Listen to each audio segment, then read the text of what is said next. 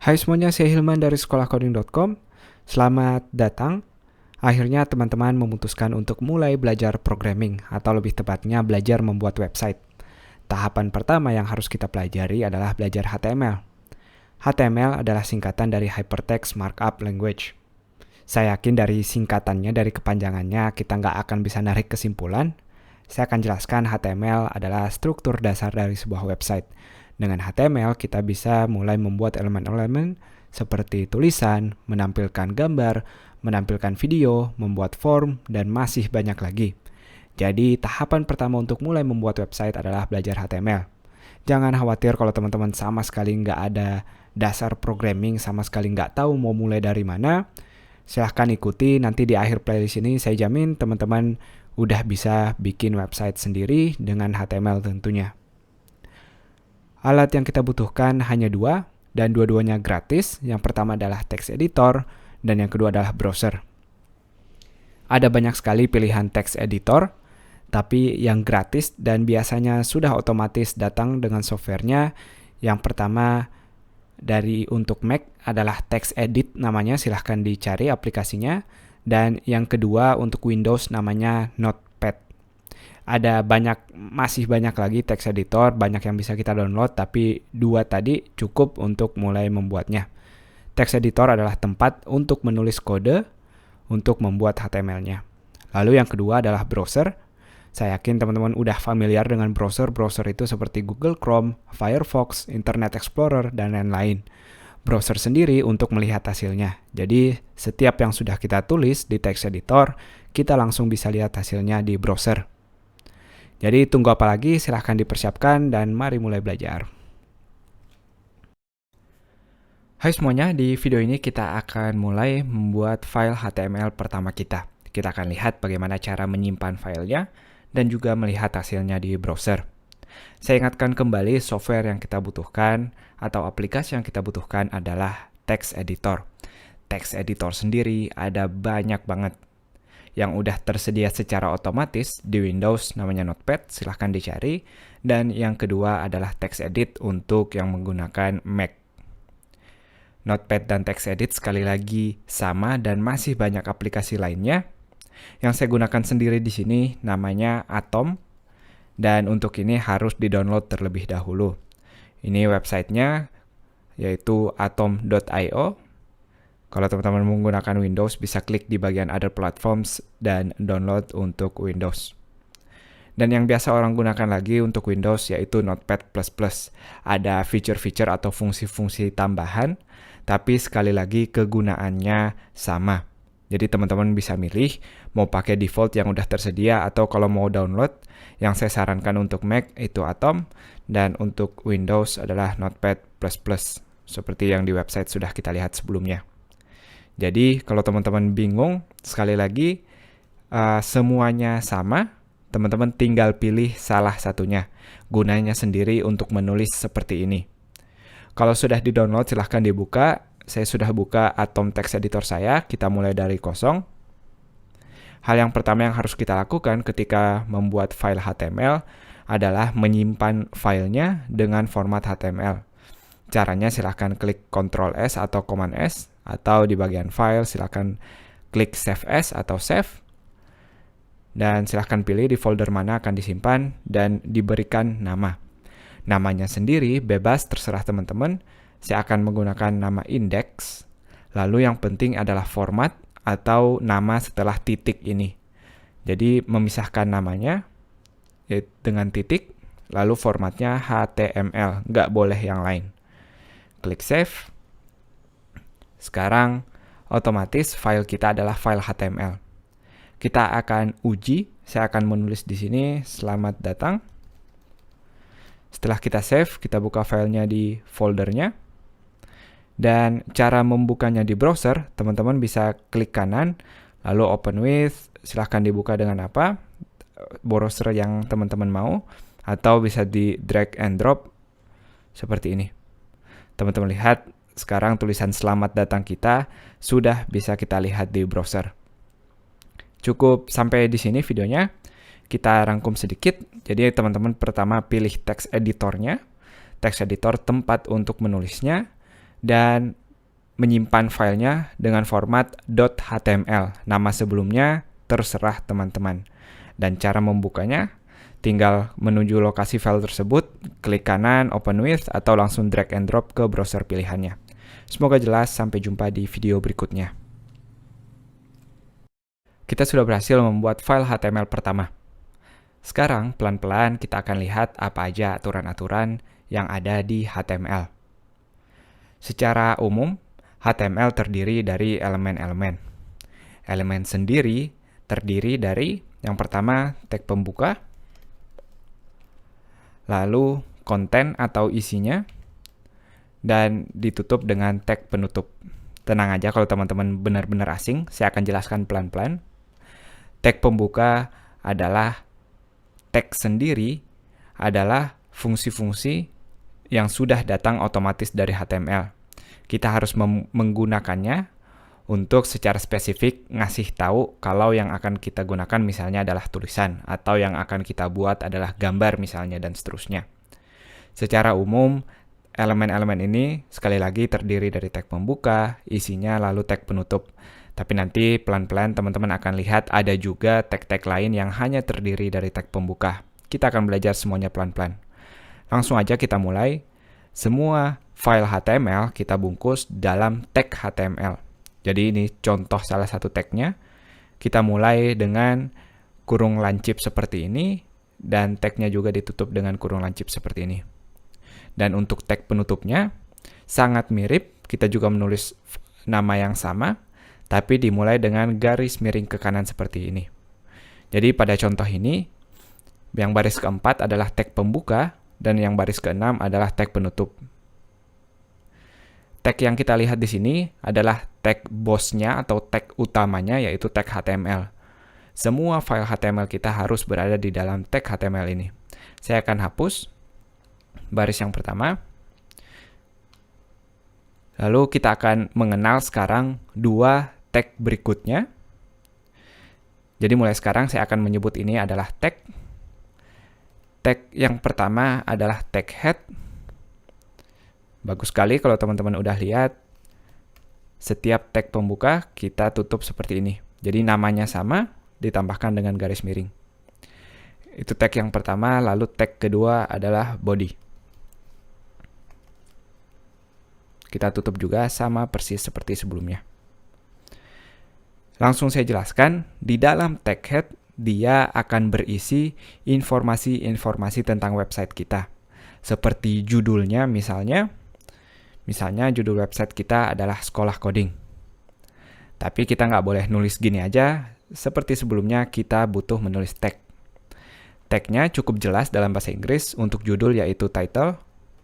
Yap, sekali lagi kita tutup seperti ini. Sekarang perbedaannya, teman-teman perhatikan, saya akan buka di browser. Ini file kita sebelumnya, namanya adalah nama filenya yang kita lihat di tab barnya. Kalau saya refresh sekarang, tentu selamat datang akan hilang, tapi di bagian tab barnya yang teman-teman lihat adalah isi dari title tadi. Jadi apapun yang teman-teman tulis di title, itu yang akan kita lihat di bagian tab pada browsernya.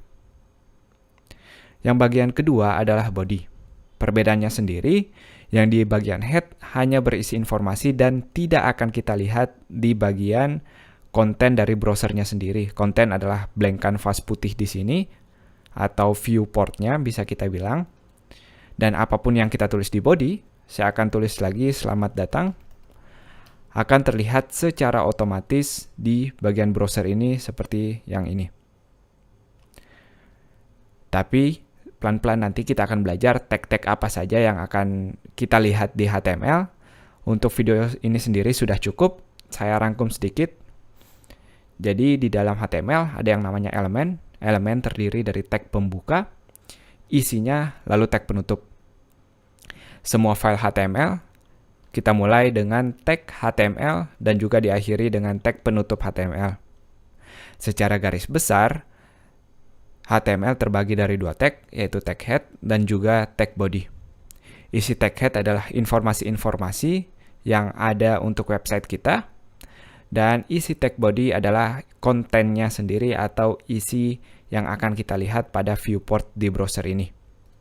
Akan banyak sekali yang bisa kita pelajari, tapi sabar aja, semoga jelas. Sampai jumpa di video berikutnya. Kali ini kita akan melihat dua tag baru. Yang pertama namanya tag heading, dan yang kedua adalah tag paragraph. Tag heading di HTML gunanya untuk menentukan bagian-bagian penting yang berisi teks dari file HTML kita. Misalnya, kita punya website, lalu di bagian kontennya, user akan melihat judul dari website kita, bukan yang ada di tab bar, tapi di bagian kontennya sendiri. Misalnya, saya mau ada teks sekolah coding di sini, itu bisa kita jadikan di tag heading. Tag heading sendiri ada banyak. Yang pertama adalah H1, tag penutupnya jangan lupa, dan kita isi konten di antaranya seperti sebelumnya yang saya bilang, yaitu sekolah coding misalnya. Saya akan hapus dua pelajaran ini. Teman-teman akan lihat teksnya sekarang sekolah coding, dan otomatis dia akan tebal dan juga besar, tidak seperti teks selamat datang sebelumnya. Karena secara otomatis HTML akan mengenal tag-tag heading tadi dan juga membuat formatnya. Seperti yang teman-teman lihat sekarang. Seperti yang saya sindir sebelumnya, tag heading ada banyak, bukan hanya satu, tapi tenang aja semuanya mirip. Perbedaannya angkanya, yaitu bisa mulai dari angka 1 sampai angka 6. Jadi saya akan copy paste. Saya akan ganti H2,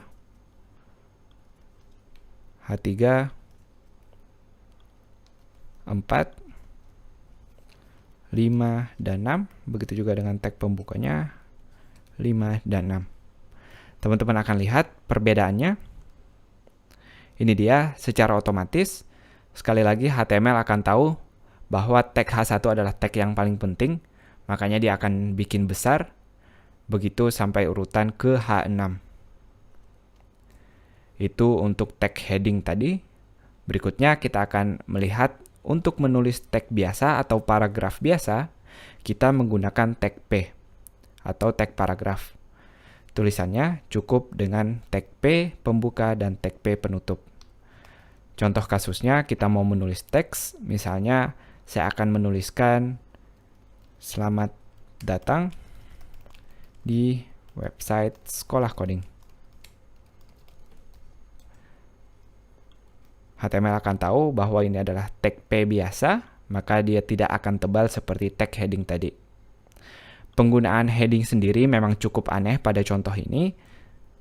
Biasanya tentu dia terpisah-pisah, tergantung dari konten yang teman-teman mau tampilkan. Tidak ada aturan wajib kalau teman-teman harus pakai H1, harus pakai H2. Jadi penggunaannya sendiri bebas sesuai kebutuhan. Nanti pelan-pelan teman-teman akan lihat kapan sebenarnya yang pas waktu untuk menggunakan tag-tag heading tadi. Saya akan hapus agar lebih rapi.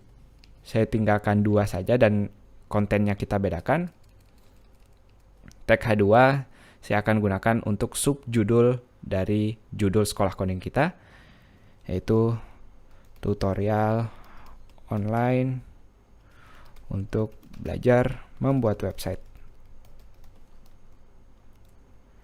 Kita akan lihat sekarang seperti ini. Itu dia, saya rangkum lagi. Yang pertama kita belajar tentang tag heading. Tag heading gunanya untuk menerangkan bagian-bagian penting atau judul-judul utama dari website kita. Dan yang kedua adalah tag paragraph, penggunaannya dengan tulisan huruf P, tetap dengan tag penutup, lalu isinya bisa paragraf atau teks apa saja. Jadi kalau di video sebelumnya saya nulis selamat datang seperti ini nggak lazim atau nggak umum digunakan. Aturan-aturannya kalau teman-teman mau nulis tulisan biasa maka dibungkus di dalam tag P seperti ini. Kalau mau nentuin bagian-bagian penting atau judul-judul, kita menggunakan tag heading seperti ini. Itu dia, semoga jelas. Sampai jumpa di video berikutnya. Sekarang kita akan buat sesuatu yang menarik, yaitu cara membuat link atau membuka halaman lain di HTML. Tag-nya sendiri untuk membuka link adalah tag A seperti ini. Tapi nggak cukup dengan tag A-nya sendiri, kita butuh yang namanya atribut. Akan saya tulis, nanti akan dihapus kembali. Atribut adalah tambahan yang ada pada tag pembuka. Pada contoh ini, kita pisahkan dengan spasi, jadi tag A-nya ini saya tambahkan dengan atribut href. Href sendiri, isinya adalah link yang mau kita buka nantinya. Secara umum atribut penulisannya seperti ini. Yang pertama nama atributnya, lalu sama dengan, dan di dalam tanda kutip kita isi nilai dari atributnya. Pada contoh ini, href adalah atributnya, lalu sama dengan kita akan isi nilainya, yang pada contoh href ini nilainya adalah link yang mau kita buka. Misalnya kita buka Facebook, linknya https://facebook.com. Dan nggak cukup seperti ini. Sekarang kita nulis di antara tag-nya ini teks apa yang mau kita tampilkan. Misalnya saya tulis cukup Facebook di sini. Saya akan hapus cara penulisannya. Kita save. Jadi teman-teman setiap mau melihat perubahannya jangan lupa di save dulu.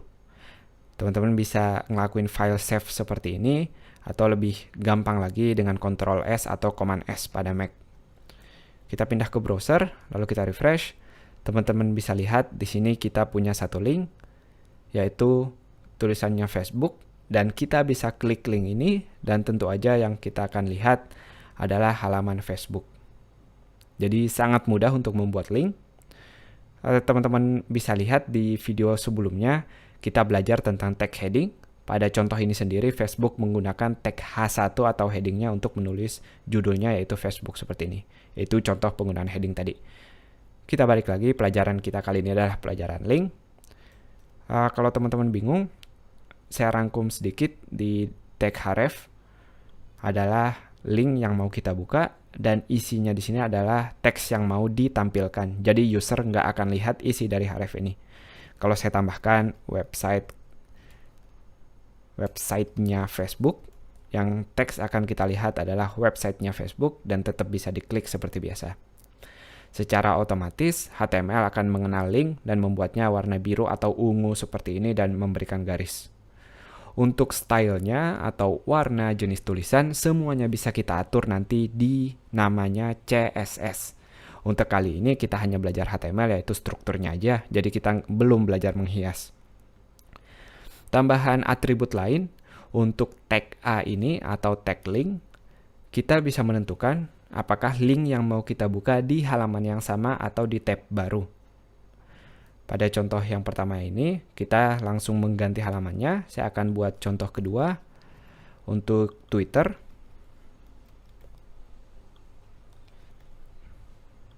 Kita ganti linknya. Kita akan buka Twitternya di tab baru. Kita bisa menulis atributnya berapapun. Jadi nggak cuma satu atribut seperti ini. Untuk menulis atribut kedua, kita pisahkan dengan spasi setelah nilainya. Lalu saya akan tambahkan atribut kedua, yaitu namanya target kali ini. Seperti sebelumnya, kita lanjutkan dengan sama dengan dan nilainya.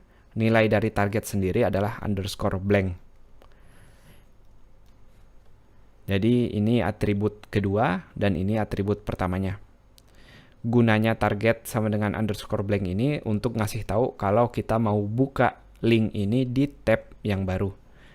Jadi saya perlihatkan, kalau saya klik bagian Twitter sekarang, dia akan membuka websitenya di halaman baru. Tapi kalau saya klik bagian Facebook, dia nggak buka di tab baru, dia akan di halaman yang sama.